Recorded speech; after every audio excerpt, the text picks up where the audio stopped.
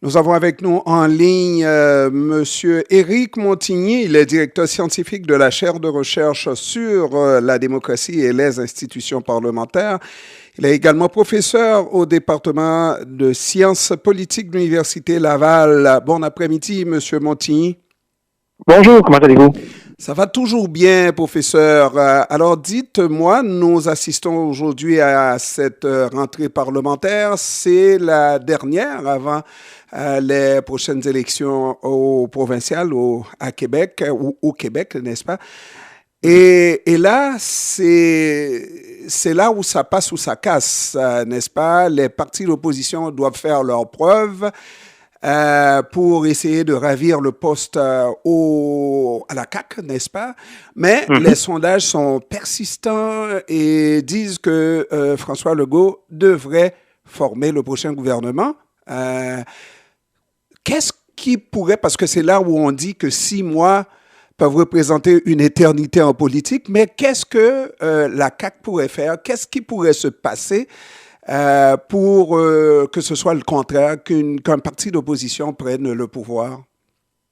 Ben, vous avez raison de dire qu'en politique, 6 mois, c'est une éternité, mais en même temps, justement, parce que 6 mois, c'est une éternité, je peux pas être devin, mais ce qu'on peut constater, c'est que l'élection de 2018, ça a été une élection majeure dans l'histoire du Québec parce qu'on est venu reconfigurer les forces politiques et le système partisan. Donc, des partis qui étaient dominants, comme le Parti libéral et le Parti québécois depuis une cinquantaine d'années, ben, on subit leurs pires résultats dans l'histoire. Et ce qu'on a assisté depuis ce temps, c'est des tentatives de reconstruction, tant du Parti libéral que du Parti québécois, de se redéfinir, si on veut, alors que l'enjeu de l'indépendance n'est plus dominant comme il était dans le débat politique au Québec.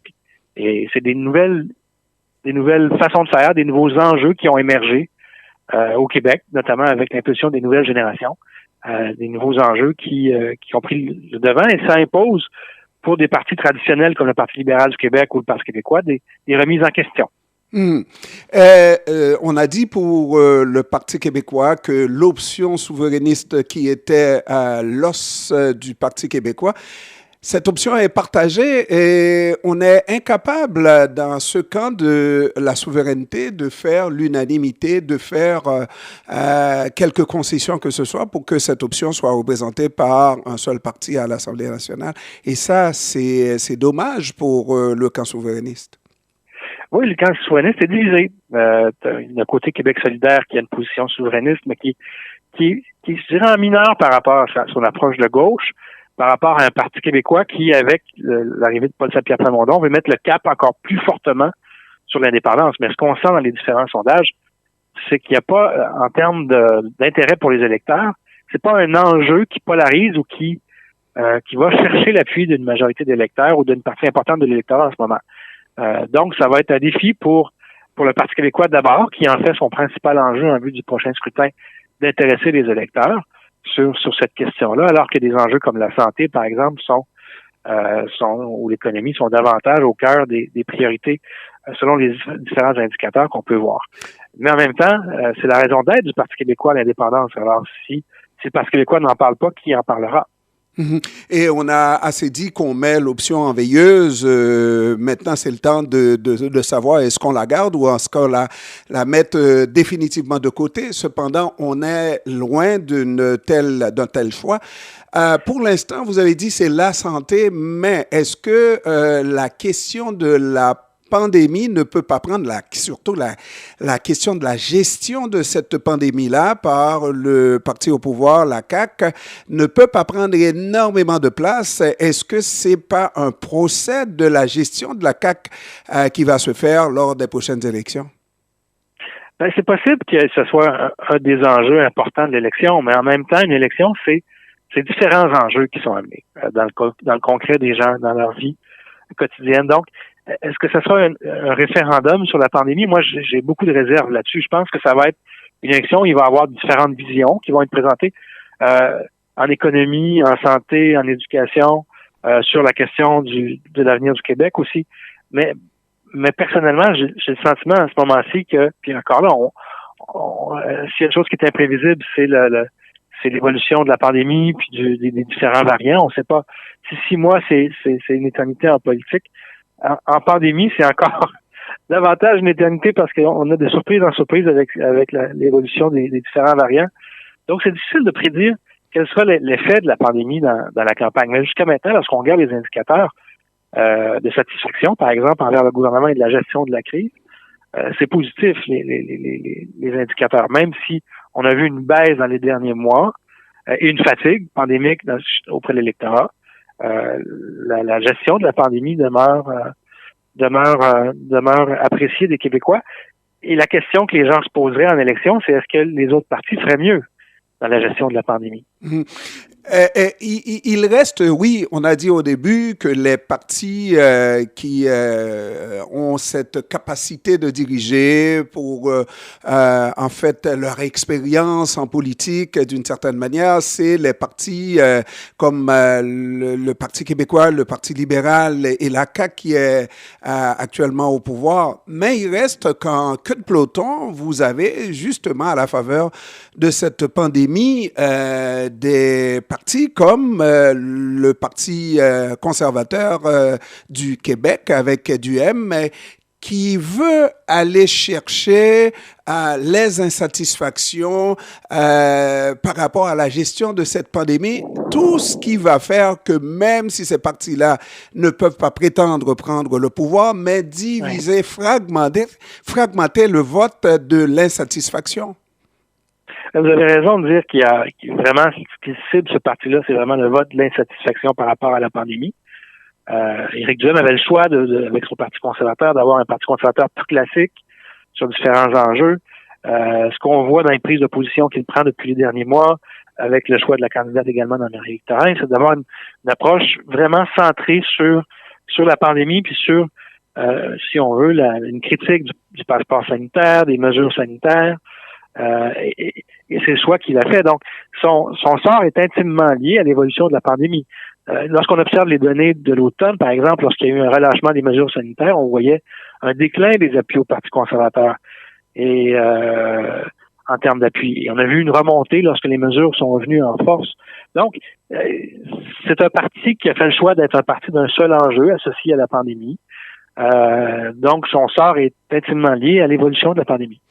Mais on doit comprendre aussi que le parti au pouvoir qui veut faire très attention pour en gagner le plus possible, on prétend même gagner un comté de père en fils et de mère en fille voué au Parti québécois qui est le comté de Marie-Victorin dans cette élection complémentaire à venir.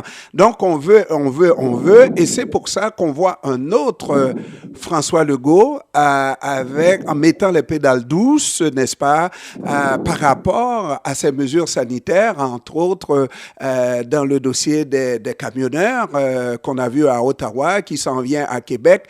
Il ne veut pas faire de distinction. On voit que c'est un premier ministre qui est déjà en campagne. On a effectivement constaté une évolution dans le discours la fin de semaine dernière, avec la présentation de la candidate de Marie-Victorin, où le premier ministre tend la main aux non-vaccinés. Donc, je dirais que il y a deux choix comme posture en communication politique par rapport aux non-vaccinés. Soit d'adopter une ligne très dure ou de tendre la main pour encourager la vaccination. Et ça semble être le pari que le gouvernement du Québec fait en ce moment, c'est de dire que plutôt que d'ajouter de l'huile sur le feu, plutôt que de polariser davantage le débat, d'apaiser le débat. Et l'espoir, je pense, derrière ça, c'est de convaincre davantage de gens d'aller se faire vacciner. Et le gouvernement rappelle le message que la vaccination est l'objectif et le moyen ultime, si on veut, comme objectif, se prémunir de la pandémie. Professeur Montigny, dernière question, et c'est la question qu'on ne pose pas à la radio, puisque nous sommes juste entre nous. Dites-moi, est-ce que le Parti libéral du Québec n'a pas un handicap majeur du fait de la couleur de la peau de sa chef? Non, moi je ne pense pas. Je ne pense pas. Pensez que le Québec est prêt pour une première ministre noire? Oui. Moi, ce que je constate, c'est les principales critiques qui sont faites à l'endroit de Mme Anglade portent sur la cohérence du message. En politique, ce qui est important, c'est d'avoir un message qui est cohérent Et les défis sont nombreux pour Mme Anglade, notamment parce que l'héritage aussi était la vice-première ministre de Philippe Couillard. Et moi, sur le plan des chiffres, là, faut le voir, là, il faut constater l'évolution du Québec. Jamais à l'Assemblée nationale, il y a eu autant de représentation de minorités visibles dans les postes de pouvoir. Je pense qu'il y a un pas important qui a été franchi depuis l'élection de M. Alfred là, au début des années avec le Parti québécois, dans les premiers gouvernements du Parti québécois. On a en 2018 une Assemblée nationale qui est beaucoup plus représentative de la société québécoise d'aujourd'hui. Oui, il y a encore du travail à faire, mais il y a un pas important qui a été franchi en 2018. Tant au niveau des candidatures de tous les partis que de la représentation à l'Assemblée. Et puis, ça vous a surpris, professeur, de voir M. Legault, dans Marie-Victorin, se présenter avec une candidate noire, mais c'est pas ça le problème. La candidate, si c'est un problème, a déjà reconnu que le racisme systémique existe au Québec. Est-ce que ça m'a surpris? Ben, j'étais pas dans le secret des dieux de qui allait être candidat ou non. Ce qui est intéressant, c'est de voir les réponses qu'elle donne aux questions par rapport à l'évolution de son discours. Ça, c'est intéressant. C'est intéressant. Professeur... Et on verra si ça sera un enjeu dans la campagne électorale à suivre dans Marie-Victorin. À suivre. Est-ce qu'on pourrait dire que ce sera un comté baromètre? Non, parce que c'est un comté qui historiquement pour le Parti québécois. Donc, depuis sa création comme circonscription, c'est un parti qui a toujours un comté, qui a toujours voté pour le Parti québécois. Alors, les attentes sont élevées pour le Parti québécois pour conserver cette circonscription-là. Mais sûrement, plutôt que de dire que c'est un comté qui serait baromètre en vue de l'élection générale, on peut dire que c'est une pratique pour la vraie élection qui va venir plus rapidement que tard. Éric Montigny, directeur scientifique de la chaire de recherche sur la démocratie et les institutions parlementaires et professeur au département de sciences politiques de l'Université Laval. Je vous remercie d'avoir pris du temps de nous parler cet après-midi, professeur. C'est un plaisir. Merci. Au revoir. Au revoir.